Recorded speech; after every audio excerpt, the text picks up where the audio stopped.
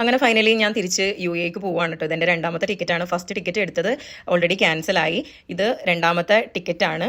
അപ്പോൾ ഇത് ക്യാൻസൽ ആവില്ല എന്നുള്ള വിശ്വാസത്തിലാണ് ഇരുന്നിരുന്നത്. ഫസ്റ്റ് ഞാൻ എടുത്തത് തേർഡ് പാർട്ടിയാണ്, ആപ്പ് വഴിയാണ് ഞാൻ എടുത്തത്.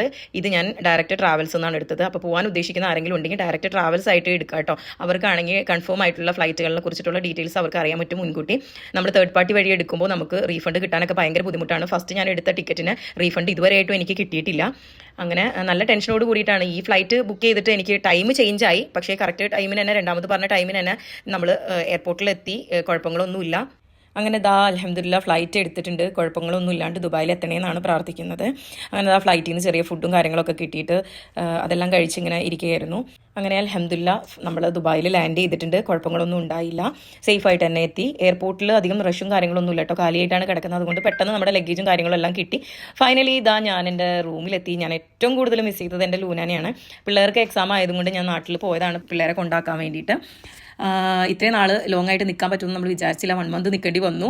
ഫൈനലി ഞാൻ എൻ്റെ റൂമിലെത്തി. നമ്മുടെ റൂമിലെത്തി കഴിയുമ്പോൾ നമുക്ക് കിട്ടുന്ന ഒരു സന്തോഷം ഉണ്ടല്ലോ, അത് പറഞ്ഞറിയിക്കാൻ വയ്യ. അപ്പോൾ അങ്ങനെയൊക്കെയാണ് കാര്യങ്ങൾ. അപ്പോൾ ആർക്കെങ്കിലുമൊക്കെ പോരാനൊക്കെ ഉണ്ടെങ്കിൽ അപ്പോൾ എത്രയും പെട്ടെന്ന് ട്രാവൽസ് ആയിട്ട് നിങ്ങൾ ഡയറക്റ്റ് എടുക്കുക. അതല്ലാതെ നിങ്ങൾ ആപ്പ് വഴി എടുക്കാൻ ശ്രമിക്കേണ്ട. ടിക്കറ്റ് റേറ്റ് വലിയ റേറ്റ് ഒന്നും വരുന്നില്ല. ഞാൻ നോർമൽ റേറ്റിന് തന്നെയാണ് വന്നത്. എനിക്ക് ഒരു 20,000 രൂപയുടെ താഴെ വന്നിട്ടുള്ളൂ. അപ്പോൾ എല്ലാവർക്കും ബൈ. ഇന്നത്തെ വീഡിയോ ഇത്രയൊക്കെയുള്ളൂ. ഇനി അടുത്ത വീഡിയോ ആയിട്ട് കാണാം.